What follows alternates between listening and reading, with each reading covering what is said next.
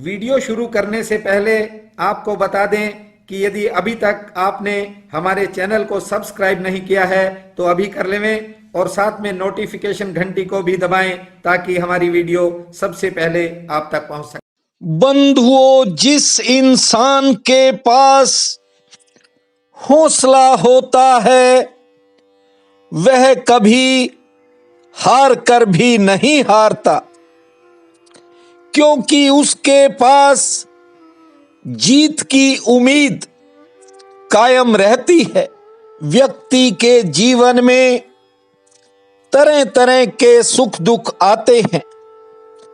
धन संपदा का आना जाना भी धूप और छांव की भांति लगा रहता है, लेकिन असली बात यह है कि इंसान को अपना धैर्य और हौसला कभी नहीं खोना चाहिए। जो अपने साहस को कायम रखता है, एक न एक दिन सभी चुनौतियां उसके सामने छोटी पड़ जाती हैं और वह कामयाबी प्राप्त कर ही लेता है। मैं बहुत लोगों से मिला, बहुत लोगों के पास बैठा और बहुत सी दुनिया को देखा। ये सत्य है कि संसार को अपने दुख ज्यादा लगते हैं। ज्यादातर लोगों को अपने दुख बड़े लगते हैं और सुख छोटे लगते हैं, और यही दुख का कारण है। इस संसार में हर आदमी सुख की तलाश करता है। सुख क्या है? भौतिक संसाधन, और इन्हीं का खजाना भरने के लिए आदमी 24 घंटे काम करता है। और एक बात और है, आदमी हमेशा अपनी तुलना दूसरों के साथ करता है। इसी कारण इंसान कहीं न कहीं अपने आप को छोटा महसूस करता है, स्वयं को दरिद्र पाता है। मुख्य कारण यही है कि हम दूसरे के स्तर को देखते हैं, दूसरे लोगों की चीजों को देखते हैं। कोई व्यक्ति अपने से नीची चीजों की तरफ नहीं देखता। लालसाओं का कोश बढ़ता ही चला जाता है। यदि किसी के पास कार है तो वह हवाई जहाज वाले से ईर्ष्या के दायरे में आ जाएगा। सच तो बंधुओं ये है कि यदि आप साइकिल रखकर पैदल चलने वालों की तुलना अपने साथ करेंगे तो आपको बात ठीक से समझ आ जाएगी। बीते दिनों मैं एक अपने करीबी व्यक्ति से मिलने गया। कई सालों से उनके फोन बराबर आते थे। मैं उन्हें कहता कि आपके क्षेत्र में आऊंगा तो जरूर आऊंगा। बीते दिनों मैं चंडीगढ़ गया था और आते समय मैं उस परिवार से मिलने गया। बंधुओं, वे मुझे ऐसे देख रहे थे जैसे मैं कोई भगवान का रूप उतर कर आ गया हूं। मेरी सेवा ऐसे करने लगे जैसे किसी संत महात्मा या गुरु की लोग सेवा करते हैं। मैंने उस परिवार को बहुत ही सहजता से समझाया कि ऐसा कुछ नहीं है।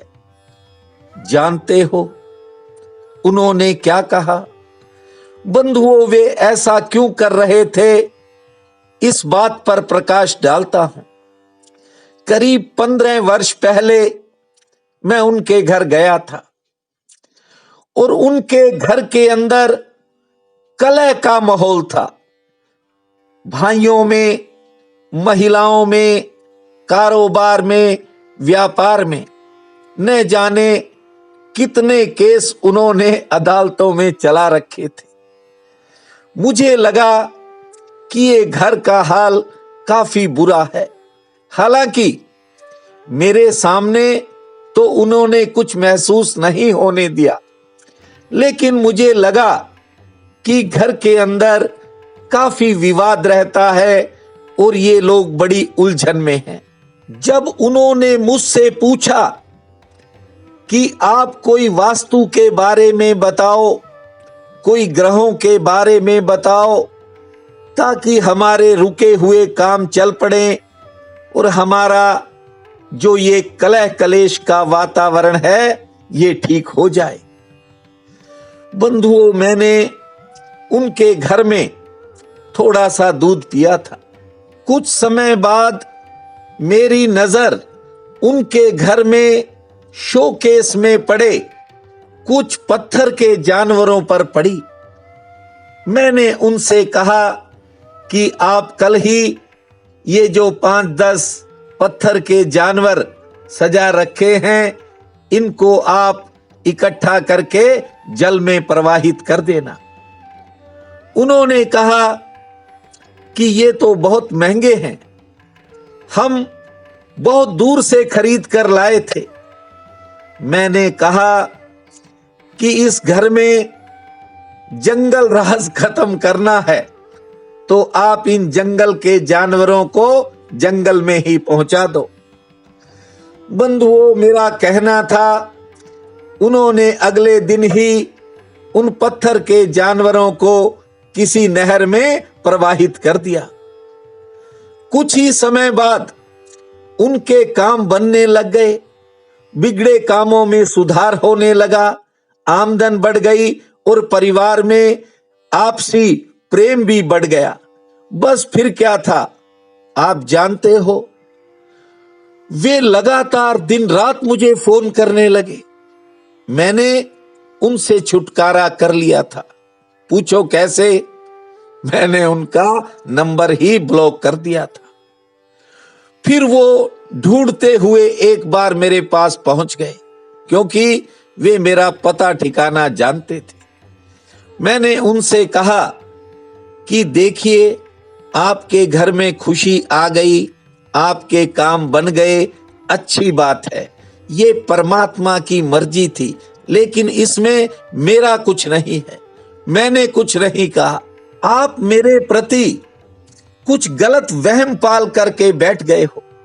मैंने तो सरसरी तौर पर आप बार बार उपाय, वास्तु, इधर उधर की बातें कर रहे थे, तो मैंने उन जानवरों को जो पत्थर के थे उनको प्रवाहित करने के लिए कह दिया था। बंधुओं, वो चले गए, लेकिन उन्होंने कहा कि आप हमारे नंबर को ब्लॉक मत करना। मैंने नहीं किया, लेकिन फिर भी महीने में कम से कम 50 फोन उनके बजते थे। 50 में से कोई एक आधा फोन मैं उठा लेता था, और वे बरसों से ये कह रहे थे कि आप हमारे घर आओ। और कुछ दिन पहले जब मैं गया तो मैं हैरान हो गया कि वे मुझे ऐसे डील कर रहे हैं मानो मैं किसी दूसरे लोक से उतर के आया हूं। कई बार मुझे बड़ी हैरानी होती है। बंधुओं, मैं किसी भ्रम में नहीं पड़ता और ना ही पढ़ना चाहता हूं। हालांकि मुझे जीवन में बहुत से लोगों ने भ्रम में डालने की कोशिश की, लेकिन मैंने अपने आप को कभी नहीं खोया।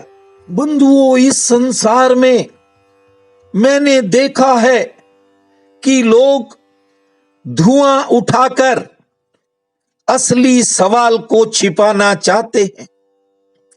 हजारों सवालों का जाल खड़ा करके असली सवाल को भुलाना चाहते हैं।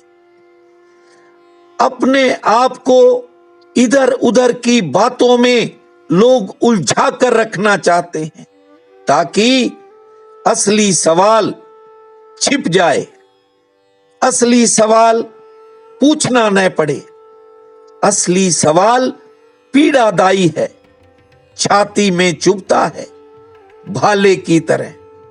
असली सवाल जानते हो क्या है? असली सवाल है, मैं कौन हूं? मैं कौन हूं? मैं कौन हूं? बस इस बात को याद रखा करो। बेकार की उलझनों से उलझने और ज्यादा बढ़ जाती हैं। और दूसरी बात यह है कि यहां ज्यादातर लोग ये मानकर ही बैठे हैं कि मुझे पता है कि मैं कौन हूं। और कई लोग तो मेरी बातों से हैरान हो जाते। वे कहते हैं कि ये भी कोई पूछने की बात है? मेरा ये नाम है, ये पता है, ये ठिकाना है, और क्या चाहिए? वे ना समझ लोग ये नहीं जानते कि इसमें से कुछ भी तुम नहीं हो। ये जो नाम, पते, शिक्षा, दीक्षा, ये सभ्यताएं और समाज, तुम इस सब से अतीत हो और इसके पार हो। उसे जानना चाहते हो तो थोड़ा निज धर्म की तरफ बढ़ा करो। और जिस दिन आप ठीक से उस तरफ बढ़े, आप देखना आप अमृत के सागर में डूब जाओगे। आज पोष महीने के शुक्ल पक्ष की एकादशी है। इस एकादशी को पुत्रदा एकादशी के नाम से जाना जाता है। बहुत बड़ा पुण्य काल है। उठते ही धरती माता को प्रणाम करना, 11 बार लंबी श्वास लेना और 13 बार ताली बजाना, फिर भगवान विष्णु का नाम लेकर अपने दिन के कामों की शुरुआत करना। सूर्य नारायण भगवान को जल अर्पित करना, अन्न का त्याग करना, एकादशी का हो सके व्रत रखना, ना रख सको तो एक समय भोजन करना। शाम के समय नारायण भगवान के सम्मुख घी का एक दीप जलाना। भूमा नारायण नारायण नारायण, भूमा नारायण नारायण नारायण। इस महामंत्र को 7 बार जपना, रुके कामों में गति आएगी। प्रिय बंधुओं व मातृदेवी शक्तियों, आज 24 जनवरी दिन रविवार है। आप सबको मेरा नमस्कार है। आज का राशिफल इस प्रकार है। मेष, मन में विचारों का उतार चढ़ाव रहेगा। घर के कामों में व्यस्तता रहेगी। आर्थिक पक्ष ठीक है, सेहत पक्ष थोड़ा नरम है। यात्रा लाभकारी रहेगी। वृषभ, आज कार्य क्षेत्र में मन थोड़ा कम लगेगा। नौकरी पेशा लोगों के घर के काम आसानी से निपटेंगे। किसी नए अवसर का योग है और कोई बात मन को परेशान भी करेगी। सेहत ठीक रहेगी। मिथुन, आज आपका लेन देन से जुड़ा कोई काम बन सकता है, कोई चिंता घट सकती है। आमदन के लिए दिन ठीक है। परिवार में सेहत संबंधी थोड़ी बहुत मुश्किल से सामना होने के संकेत हैं और कोई नया संपर्क भी कायम होगा। कर्क, कार्य क्षेत्र से लाभ ठीक मिलेगा। कोई पुराना काम बन सकता है। सेहत पक्ष सामान्य है। घरेलू कामों पर खर्च बढ़ सकता है और किसी से कहा सुनी भी हो सकती है। सिंह, कार्य क्षेत्र में व्यस्तता रहेगी और यात्रा की कोई योजना मन में बनेगी। बेवजह की कोई चिंता मन को घेरे भीगी। दोपहर बाद समय बदलेगा। कोई नया अवसर, कोई नया रास्ता भी सामने आएगा। कन्या, महत्वपूर्ण कामों में आपको आज कोई सहयोग मिलेगा, लेकिन सचेत रहें। दूसरों का काम आपके किसी काम को प्रभावित कर सकता है। कुछ नया करने का मन बनेगा। घर परिवार में कोई चिंता भी सामने आ सकती है। तुला, संतान से कोई अच्छा समाचार आ सकता है और आज समय थोड़ा उतार चढ़ाव वाला भी रह सकता है। कार्य क्षेत्र से आमदन ठीक होगी। कुछ नए खर्चे भी सामने आएंगे। सेहत लगभग ठीक रहेगी। वृश्चिक, आज कुछ कामों में आपको इंतजार करना पड़ सकता है।